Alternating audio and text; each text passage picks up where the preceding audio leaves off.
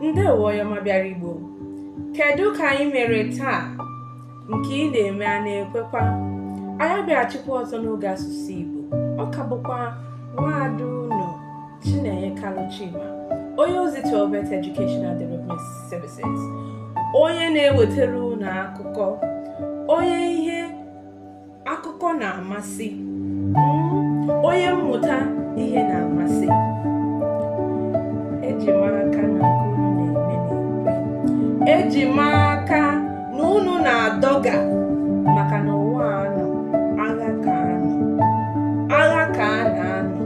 Nke a pụta ihe ọma ọbụla iji jidesie ya ike.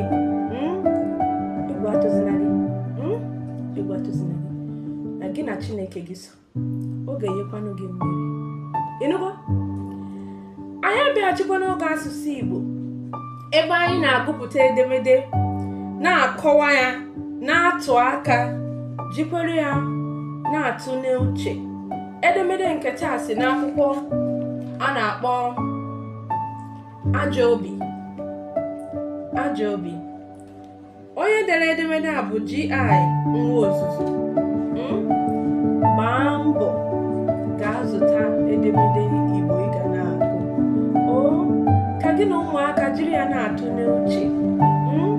Akụkọ Igbo na-atọ, akụkọ Igbo na-akụzi ihe, akụkọ Igbo na-eme anyị na-amụta ihe dị iche iche anyị ga-eji were mee ka ndụ anyị na-aba uru. Akụkọ nke taa na-alụtụ aka sị n'ụwa anụwa anyị nọ, ụfọdụ ndị mmadụ nwere ajọ obi.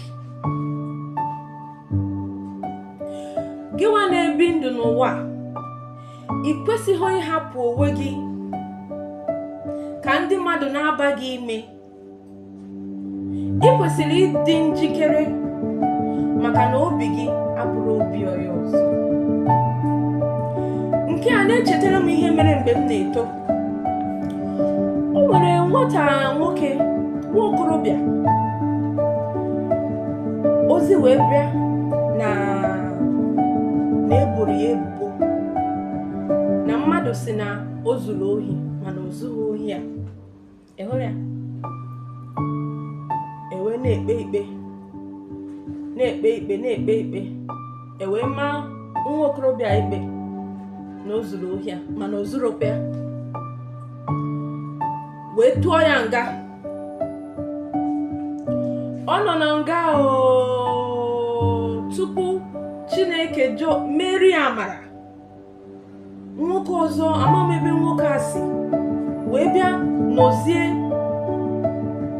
n'okwu ikpe a na-ekpere nwa. Ewee megide, wee chọpụta na nwa ezuru ori ya, na onye nwere ajọ obi bụ ihe mara nwata nwoke a ikpe, wee tụọ ya nga.